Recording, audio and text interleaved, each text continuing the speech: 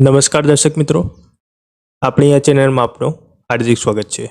તો મિત્રો, આજે આપણે નવી એક ભરતીને લઈને વાત કરવાના છીએ। તો મિત્રો, આ જે ભરતી છે તે કયા વિભાગમાં રહેવાની છે, કઈ પોસ્ટ પર રહેવાની છે, તેની લાયકાત શું રહેશે, તેમાં કેટલી તમારે ફી ભરવાની છે અને તેની એજ લિમિટ શું રહેવાની છે, તેની સંપૂર્ણ માહિતી આપણે અહીંયા આપીશું। તો મિત્રો, આ જ પ્રકારની અપડેટ અને માહિતી આપણે અહીંયા મૂકતા રહીએ છીએ, એટલે તમે જો આપણે આ ચેનલને સબસ્ક્રાઇબ ન કરી હોય તો સબસ્ક્રાઇબ કરી લેજો, કારણ કે આ જ પ્રકારની અપડેટ અને માહિતી આપણે અહીંયા મૂકતા રહીએ છીએ। તો મિત્રો, આ જે ભરતી છે તે કયા વિભાગે બહાર પાડી છે, તો સ્ટાફ સિલેક્શન કમિશન દ્વારા આ ભરતીની યોજના થવાની છે। કઈ પોસ્ટ પર તમારી ભરતી રહેવાની છે, તો સબ ઇન્સ્પેક્ટરની પોસ્ટ પર તમારી ભરતી રહેવાની છે। અને આ જે ભરતીના જે ફોર્મ છે એ દિલ્હી પોલીસ અને સેન્ટ્રલ આર્મ પોલીસ ફોર્સ એટલે કે CAPFમાં જે ખાલી પડેલી જે જગ્યાઓ છે તેને ભરવા માટે આ એપ્લિકેશન ફોર્મ ભરવાના છે। ત્યારબાદ ઇમ્પોર્ટન્ટ ડેટ્સની વાત કરીએ તો જે ઓનલાઈન એપ્લિકેશન ફોર્મ છે તે ભરવાની જે ડેટ છે એ 4/3/2024 થી 28/3/2024 સુધી તમારે ભરી દેવાના રહેશે। આ જે ભરતી માટે જે એપ્લિકેશન ફોર્મ ભરવાના છે એ ઓનલાઈન ભરવાના છે। કઈ વેબસાઇટ પર ભરવાના છે, તો ssc.gov.in પર તમારે ભરતીના એપ્લિકેશન ફોર્મ ભરવાના રહેશે। કઈ તારીખ સુધી, તો 4/3/2024 થી 28/3/2024 સુધી તમારે ભરતીમાં એપ્લિકેશન ફોર્મ ભરવાના રહેશે। ત્યારબાદ તમારા જે ફોર્મ ભર્યા પછી જે CBT એટલે કે કોમ્પ્યુટર બેઝ એક્ઝામિનેશન રહેશે એ 9-10-13 મે 2024 તમારી એક્ઝામ રહેવાની છે।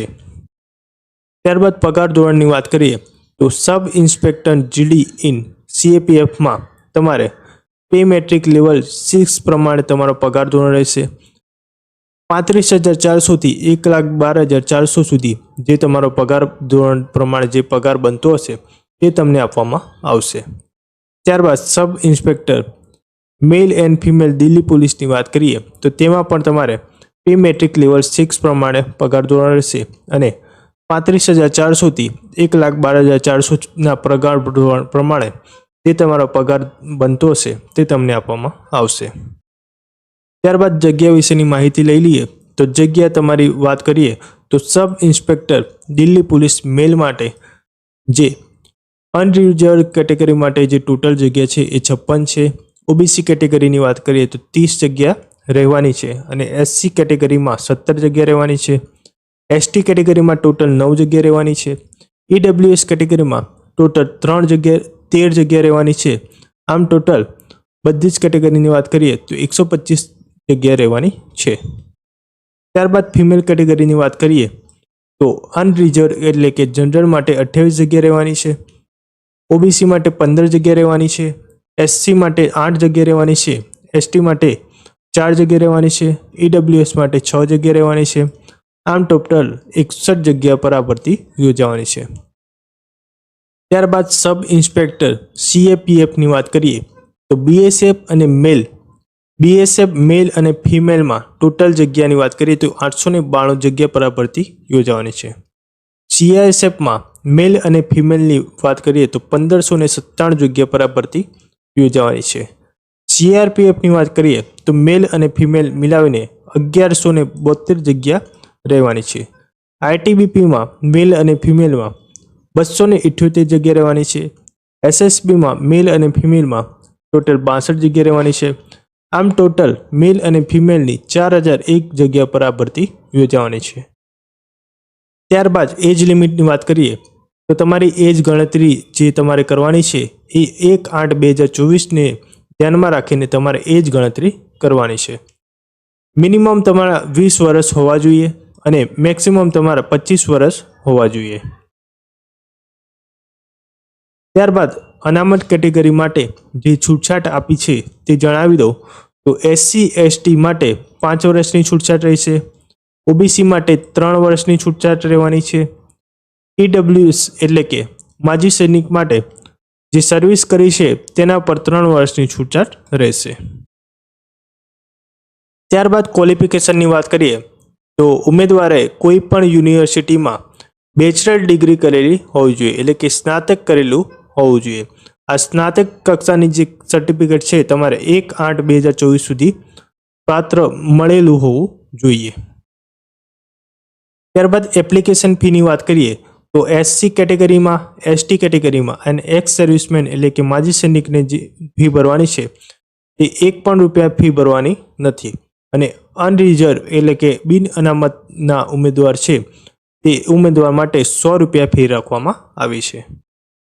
ત્યારબાદ સિલેક્શન પ્રોસિજરની વાત કરીએ તો જે CBT છે તેમાં તમારે પેપર 1 અને પેપર 2 આપવાનું રહેશે. અને પેપર 1માં તમારે 4 વિભાગ રહેશે.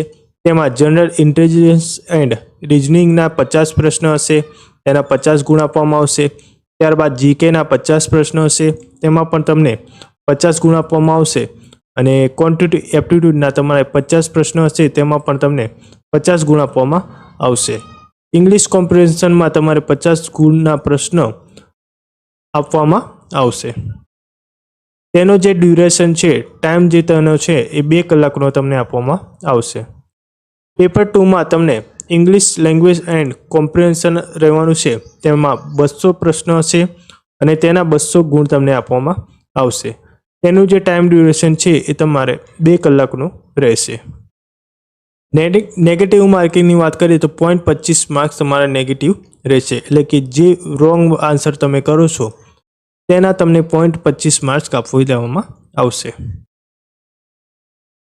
ત્યારબાદ છાતી અને ઊંચાઈની વાત કરીએ તો મેલ કેન્ડિડેટને 100 સેન્ટીમીટર હાઇટ હોવી જોઈએ.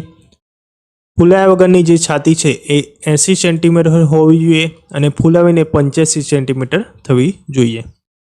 ST કેટેગરીના જે મેલ કેન્ડિડેટ છે તેમને 162.5 સેન્ટીમીટર હાઇટ હોવી જોઈએ. 77 સેન્ટીમીટર ફૂલાયા વગરની છાતી હોવી જોઈએ અને ફૂલાવીને 82 સેન્ટીમીટર થવી જોઈએ.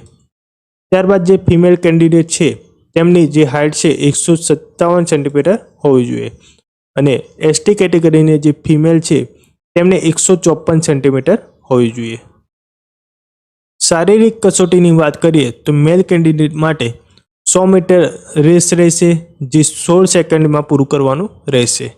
ત્યારબાદ 1.6 કિલોમીટર રેસ રહેવાની છે, તે તમારે 6.5 મિનિટમાં પૂરું કરવાનું છે. ત્યારબાદ લાંબી કૂદ લેવામાં આવશે, તે 6.65 મીટરની રહેશે. તેમાં તમને 3 ચાન્સ આપવામાં આવશે અને હાઈ જમ્પ એટલે કે ઊંચી કૂદ હશે, તેમાં 1.2 મીટર કૂદવાનું રહેશે, એ તમને 3 ચાન્સ આપવામાં આવશે. ત્યારબાદ ગોળો ફેંક કરવાનો રહેશે, તેમાં 4.5 મીટર તમારું રહેશે અને તેમાં પણ તમને 3 ચાન્સ આપવામાં આવશે. ફિમેલ કેન્ડિડેટની વાત કરીએ તો 100 મીટરની રેસ રહેશે, તે 18 સેકન્ડમાં પૂરી કરવાની છે. ત્યારબાદ 800 મીટરની જે રેસ છે એ 4 મિનિટમાં પૂરું કરવાની રહેશે અને લોંગ જમ્પ છે જે લાંબી કૂદ છે તેમાં 2.7 મીટર કૂદવાનું રહેશે, તેમાં 3 ચાન્સ આપવામાં આવશે. ત્યારબાદ હાઈ જમ્પ એટલે કે ઊંચી કૂદ છે તેમાં 0.9 મીટર કૂદવાનું રહેશે, તેના પણ 3 ચાન્સ આપવામાં આવશે. જો મિત્રો તમને આપણી આ જાણકારી ગમી હોય તો વિડીયોને લાઈક કરી દેજો અને કોઈ પ્રશ્ન ઉદ્ભવતો હોય તો કોમેન્ટમાં જરૂરથી જણાવજો. અને જો તમે આપણી આ ચેનલમાં નવા હો તો ચેનલને સબસ્ક્રાઈબ કરવાનું ભૂલતા જ નહીં.